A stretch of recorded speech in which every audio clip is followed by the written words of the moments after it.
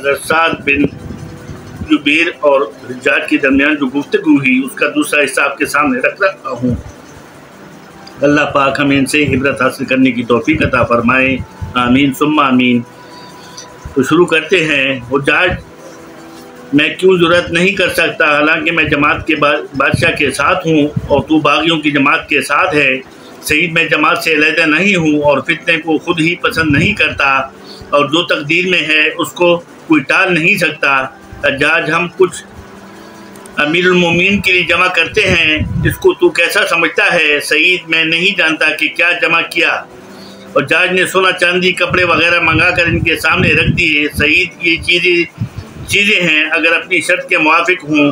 حجاج شرط کیا ہے؟ سعید یہ کہ تو ان سے ایسی چیزیں خرید لے جو بڑے گھبراہٹ کے دن یعنی قیامت کے دن امن پیدا کرنے والی ہو، ورنہ ہر دودھ پلانے والی دودھ پیتے کو بھول جائے گی اور حمل گر جائیں گے اور آدمی کو اچھی چیز کے سوا کچھ بھی کام نہ دے گی۔ حجاج ہم نے تو جمع کیا ہے کہ اچھی چیزیں نہیں۔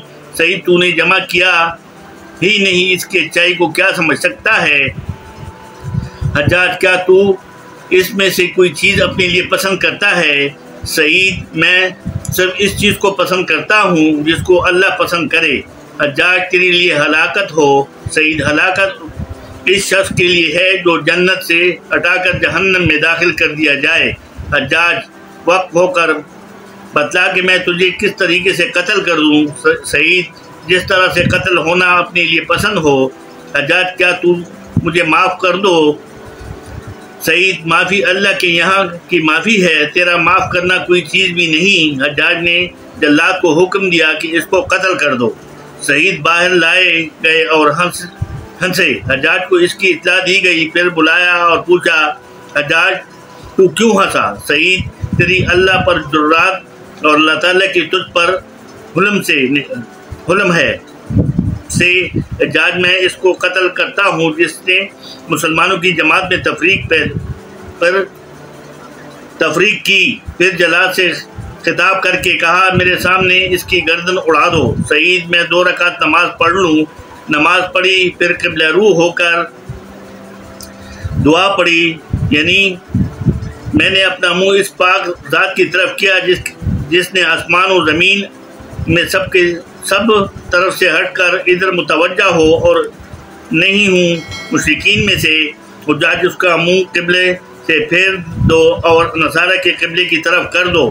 انہوں نے بھی اپنے دین میں تفریق کی اور اختلاف پیدا کیا، چنانچہ فوراً پھیر دیا گیا۔ سعید جدھر تم منہ پھیر دو ادھر بھی خدا ہے جو بعیدوں کا جاننے والا ہے۔ حجاج عمدہ ڈال دو، یعنی زمین کی طرف منہ کر دو، پھر تو ظاہر ہر حمل کرنے کے ذمہ دار ہیں۔ سعید ہم نے زمین ہی سے تم کو پیدا کیا اور اسی میں تم کو لوٹائیں گے اور اسی سے پھر دوبارہ اٹھائیں گے۔ حجاج اس کو قتل کر دو۔ سعید میں تو جو اس بات کا گواہ بناتا ہوں، اشہد ان لا الہ الا اللہ وحدہ لا شریک لہ واشہد ان محمدا عبدہ ورسولہ، تو اس کو محفوظ رکھنا، جب میں تجھ سے قیامت کے دن ملوں گا تو لے لوں گا۔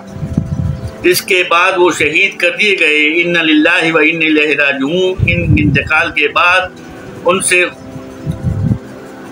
ان کے بدن سے خون بہت زیادہ نکلا، جس سے حجاج کو بھی حیرت ہوئی۔ اپنے طبیب سے اس کی وجہ پوچھی، اس نے کہا کہ ان کا دل نہایت مطمئن تھا اور قتل کا ذرا بھی خوف ان کے دل میں نہیں تھا، اس لیے خون اپنی اصل مقدار پر قائم رہا، بخلاف ان لوگوں کے خوف سے ان کا خون بہت خشک ہو جاتا ہے۔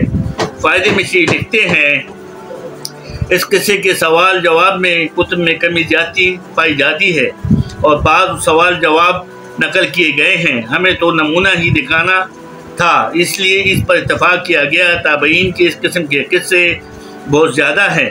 حضرت امام اعظم، امام مالک، امام احمد بن حنبل وغیرہ اسی حق گوئی کی وجہ سے ہمیشہ مشقتیں برداشت فرماتے رہے، لیکن حق کو ہاتھ سے نہیں چھوڑا۔